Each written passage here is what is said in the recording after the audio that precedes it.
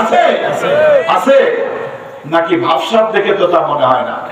কোরআনের মাহফিল দল চলে, ওই রাস্তার পাশের দোকানে বসে বাদাম টোকাও, চা খাও, গল্প করো মিয়া, ভাবসাব দেখে মনে হয় মরণ তোমারে ধরবে না। কি বলেন? হ্যাঁ ঠিক কিনা?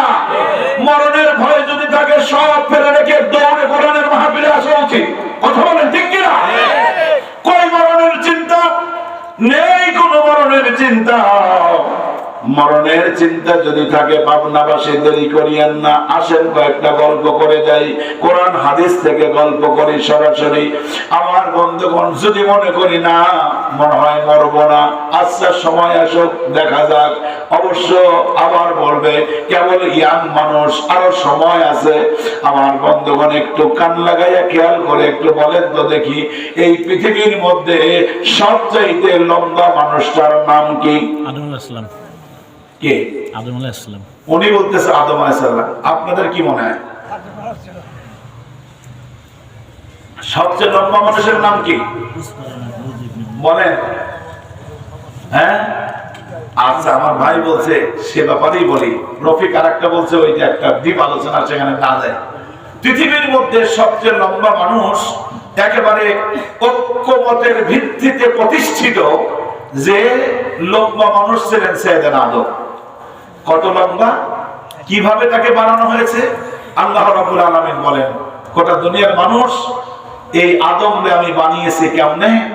এই আকাশ বানিয়েছি কুন ফায়াকুন দিয়া, এই জমিন বানিয়েছি আমি কুন ফায়াকুন দিয়া, এই চন্দ্র সূর্য গ্রহ নক্ষত্র নেহেরিকা পুঞ্জ পর্বতমালা সমুদ্র মহাসমুদ্র যা কিছু দেখতে পাও আমি সব বানিয়েছি কোন এবং ফায়াকুন দিয়া।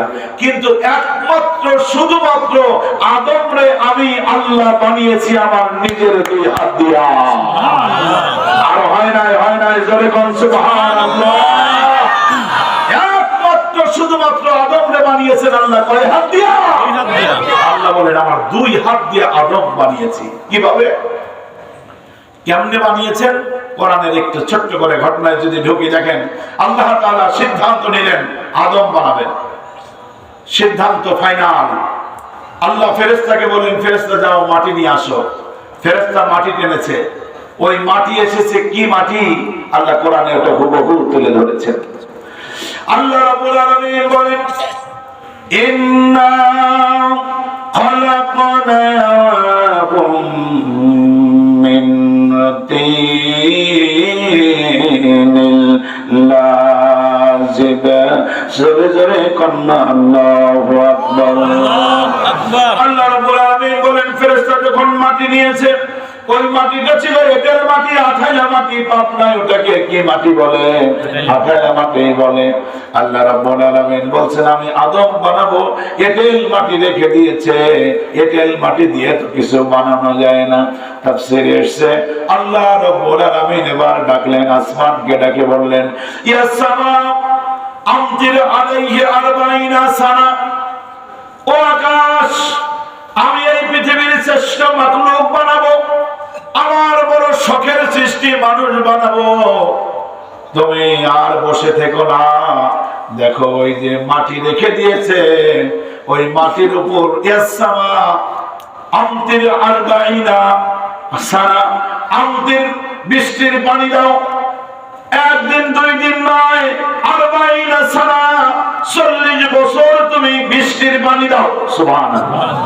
40 বছর যখন বৃষ্টির পানি দিয়েছেন, ওটা হয়ে গেছে হামাইম মাসনুন। কোরআনে আল্লাহ জানিয়েছেন মানে কাদা মাটি। আল্লাহ বলেন আমি চাইলে ওই কাদা মাটি দিয়ে আদমরে আমি বানাইতে পারতাম কোন ফায়াকুন দিয়া, কিন্তু আমি সেটা করি নাই। ওই কাদা মাটি আমার নিজের দুই হাতে তুলে নিয়েছি। সুবহানাল্লাহ। কে নিয়েছেন? আল্লাহ। আল্লাহ দুই হাতে তুলে নিয়েছেন। দুই হাতে কাদা মাটি তুলে নিয়ে বলেন, খলাকতু বিয়াদাইয়া, আমি নিজের দুই হাতে এই কাদা মাটি দিয়া আদম বানালাম। কিন্তু কত লম্বা করে, বুখারীতে হাদিস এসেছে। এই যে লম্বা মানুষের গল্প করলাম, এটা আমার আপনার কথা নয়। আল্লাহর নবী বলছেন, ক্বালান নবিয়্যু সাল্লাল্লাহু আলাইহি ওয়াসাল্লাম, লাম্মা খালাকাল্লাহু আদামা ওয়া কানা তুলুহু 70 যিরান ওলামায়ে কেরাম এখানে আছেন আমার ভাইরা। সেপ্টুনা জিরান মানে সেপ্টুনা মানে 60, জিরান মানে গজ। কয় গজ লম্বা? 60 গজ লম্বা। 60 গজ মানে কি? 120 হাত। 120 হাত করে আল্লাহ বানালেন আদমকে। সুবহান।